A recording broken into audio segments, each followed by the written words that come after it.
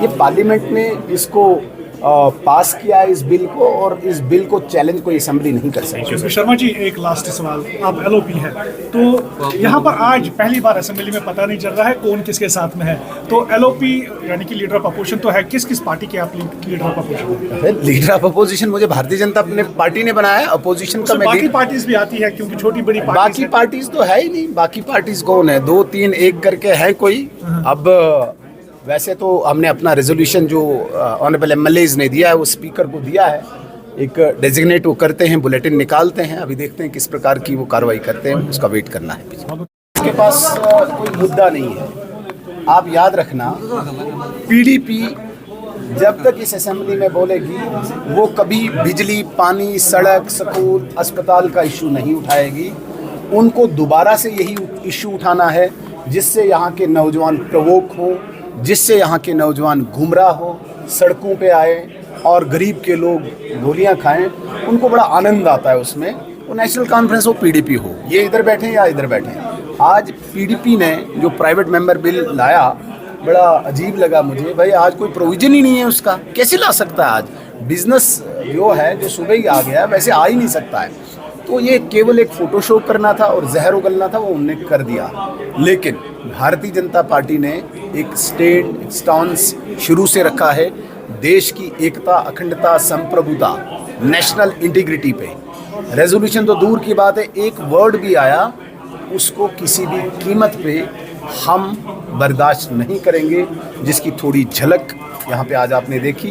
Bharatiya Janata party ने अपना पक्ष रखा था, आज हमने वेलकम भी किया। स्पीकर का इलेक्शन हुआ, हम चाहते हैं कि असेंबली अच्छी चले, लेकिन कुछ लोगों के विकास के मुद्दे को डाइवर्ट करके यहाँ पे वही दोबारा से जो एंटी नेशनल अलगाववाद का एक बोलबाला था, उस पे दोबारा से राजनीति को लाना चाहते हैं। हम वो करने नहीं देंगे, हम वो लाने नहीं देंगे। उमर अब्दुल्ला ने कहा है कि बैठेंगे, कैसे रेजोल्यूशन लानी है, कैसे उसको पास करना है, उस पर भी चर्चा बाद में होगी। तो हिंट है, संकेत है कि आने वाले देखिए सर, ये बड़ी बदकिस्मती है। उमर अब्दुल्ला साहब को भी मैं क्या कहूँ, उन्होंने केवल झूठ बोला है, यहाँ के लोगों को झूठ बोला है। आप भी पढ़ सकते हैं और आपके चैनल के माध्यम से जो ये देखे, मैं उन्हें भी निवेदन कर रहा हूँ कि आप कानूनी राय लें। कोई भी स्टेट पार्लियामेंट के बिल को चैलेंज नहीं कर सकती है। पार्लियामेंट कॉन्स्टिट्यूशनल एक इतना बड़ा मंदिर है जहाँ पे 543 इलेक्टेड मेंबर बिल पास करते हैं। वो किसी भी स्टेट को यूटी में कन्वर्ट कर सकते हैं। यूटी ये जो डिमांड थी कि एक्सपेंड किए जाए, जो बोर्ड से वो एक्सपेंड किए जाए, क्या वो demand? Jammu and Kashmir is single unit. Kashmir अलग और जम्मू अलग नहीं है। आपको मैं ये बताना चाहूंगा, जम्मू कश्मीर में सबसे ज्यादा vote share Bharatiya Janata party ने लिया। दैट मीन्स जिस भारतीय जनता पार्टी ने 370 को धराशायी किया, उस 370 को लेजिटिमेट किया जम्मू कश्मीर की जनता ने। नेशनल कॉन्फ्रेंस हमारे बाद है, इसलिए उन लोगों को रिजेक्ट किया है। भारतीय जनता पार्टी का वोट शेयर सबसे ज्यादा है। हमने जब 370 को हटाया, उसके बाद सबसे ज्यादा वोट शेयर हमने लिया है। कश्मीर से भी वोट लिया, जम्मू से भी वोट लिया। वो तो लिमिटेड जगह से वोट लेते हैं। आप जो कहते हैं कश्मीर कोई कॉन्स्टिट्यूएंसी नहीं है, कश्मीर, जम्मू कश्मीर एक यूनिट है और भारत का एक अखंड पार्ट है। कश्मीर को अलग कोई कह नहीं सकता है, ना ये बन सकता है।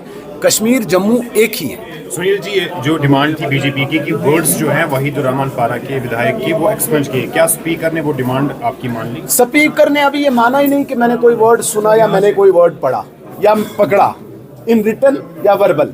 उसे माना ही नहीं कि मेरे पास कोई वर्ड आया। उसने कहा अगर मैं वर्ड कोई सुनूंगा, मेरे पास कोई आएगा तो मैं कभी, वो तो अपने चीफ मिनिस्टर साहब ने भी कहा, दोनों ने कहा कि भाई हम इसको रिजेक्ट करते हैं, ये तो है ही नहीं।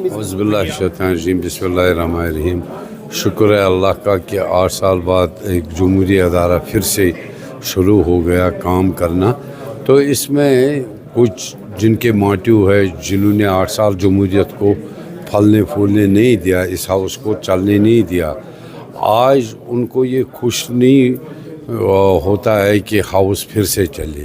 तो उन्होंने गैर कानूनी तरीके अपनाए कि हाउस में जितना ही काम आज रखा बिजनेस था उसी पर चलना था। उन्होंने गुंडागर्दी कर दी, तो उस वजह से हाउस थोड़ा सा 5-6 मिनट फिर सीएम साहब ने किया उसमें इंटरवीन, तो सारा ठीक हो गया। फिर कुछ लोग तो टीवी कैमरा ऐसे ऐसे ही शोर शराबा करने में अपनी सियासी साख्त बचाने के लिए कोशिशें करते रहते हैं। हम चुने हैं लोगों, हमें लोगों ने चुना है, हम लोगों के काम करेंगे, वो मसले इस हाउस में उठाएंगे, हम अपना काम करेंगे, वो चलाते रहेंगे, काम ऐसे ही चलता रहेगा, कोई परेशानी की बात नहीं। क्या फोकस सिर्फ जम्मू कश्मीर के लोग जो इतने सालों से इस मुसीबत में है, उनको कैसे निकाला जाए, कौन क्या कहता है, कौन क्या करता है, गुंडागर्दी कौन करता है, क्या करता है, तो हाउस में हम उसकी तरफ नहीं देख रहे, हम लोगों के चुने हुए नुमाइंदे लोगों की बहबूदी के लिए काम करें। रेजोल्यूशन पढ़ा नहीं गया, एक प्राइवेट मेंबर था, उसने एक प्राइवेट रेजोल्यूशन लाया था, हमने देखा नहीं वो रेजोल्यूशन क्या है क्या नहीं है, उसने एक कागज़ हाथ में थमा दिया, उस पर शोर शराबा उठा और वो क्लियर सीएम साहब ने किया कि भाई रेजोल्यूशन जो है वो बजट सेशन में प्राइवेट रेजोल्यूशन आ सकता है। आज कोई रेजोल्यूशन अगर आएगा तो गवर्नमेंट की तरफ से आएगा, और क्योंकि रूल्स के तहत असम्बली चलती है, तो उस पर ऑनरेबल सीएम साहब ने कहा कि अगर कोई रेजोल्यूशन लाना है तो गवर्नमेंट की तरफ से आएगा, प्राइवेट रेजोल्यूशन नहीं ला सकते। हमें पता नहीं वो रेजोल्यूशन क्या था, आपने भी नहीं देखा, हमने भी नहीं देखा, आप हाउस में बैठे थे, तो हमें पता नहीं वो रेजोल्यूशन ने क्या था, बट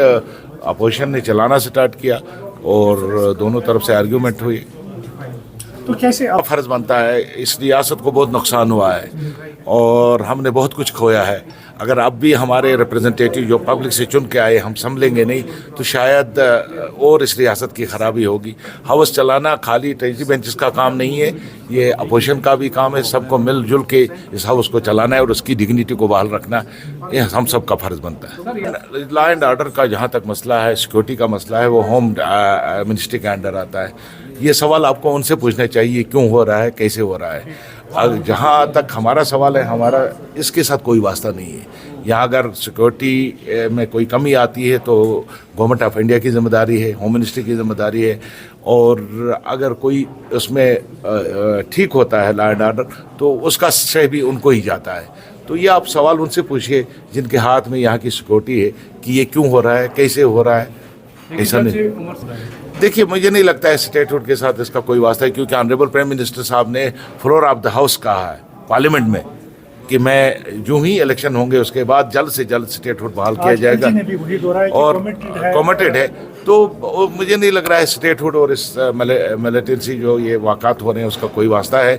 लेकिन बहरहाल ये आपको गवर्नमेंट ऑफ इंडिया से पूछना चाहिए और उन लोगों से पूछना चाहिए जो होम मिनिस्ट्री में बैठे हैं, जो इसको डील कर रहे हैं। गुरेज साहब, अभी बहुत साल गुजर गए हैं जबकि बताया जाता है कि अप्रोप्रिएट टाइम पर यहाँ पर स्टेटहुड बहाल की जाएगी। ये अप्रोप्रिएट टाइम कब आएगा? और फॉर टाइम बिंग के लिए कहा गया नहीं, अप्रोप्रिएट टाइम नहीं कहा। देखिए अप्रोप्रिएट टाइम नहीं कहा, वो ये कहा होम मिनिस्टर साहब ने भी पार्लियामेंट में और प्राइम मिनिस्टर साहब ने भी पार्लियामेंट कहा कि पहले असेंबली इलेक्शन होंगे, उसके बाद जल्द से जल्द स्टेटहुड बहाल किया जाएगा। तो पहले डिलिमिटेशन हुआ, अब इलेक्शन को भी हो गए और हमें उम्मीद है अगले चंद महीनों में नहीं बल्कि मैं कहूँगा चंद दिनों में यहाँ स्टेटहुड बहाल करना चाहिए जो उन्होंने वादा किया है।